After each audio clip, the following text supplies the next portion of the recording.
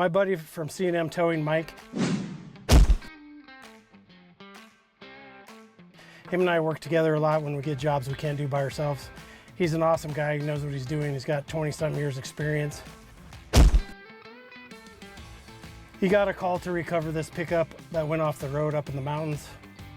It went straight down the bank, about 50 feet steep, straight down into the bottom of this creek bottom.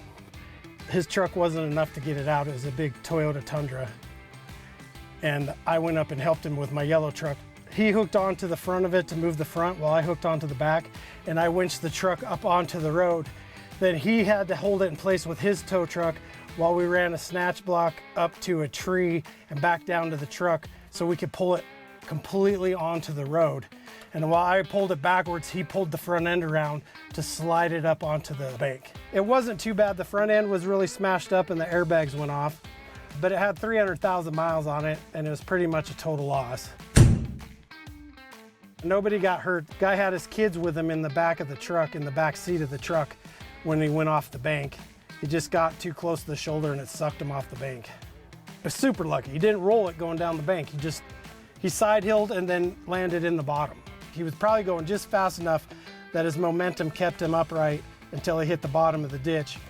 We could not pull the truck out the way it went in because it would have rolled over if we just side hilled it out with the tow trucks. So we just opted to pull it straight up from where it was at. One truck could have got it, but it would have taken twice as long, and it's just safer with two trucks like that on a job.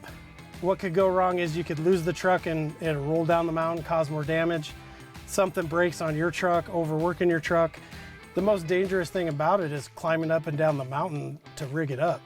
You could have slipped and fell, impaled yourself on branches off a tree or the bushes, or rolled down the hill and hit your head on a rock or anything. Or the casualty could have moved while you're trying to hook it up. That's why we try to hook it up first from the back and then secure the front end so that it's stationary and doesn't move on you.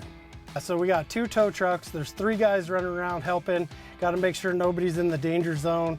Communicate with each other so that nobody pulls the winch lever when they're not supposed to pull the winch lever. You don't crush nobody, you don't smash nobody, and you don't break anything. That was a $2,500 bill said and done. That recovery job took 4 hours start to finish. I don't think AAA would even touch a car like that or your roadside assistance, because that was a recovery. It was not roadside assistance.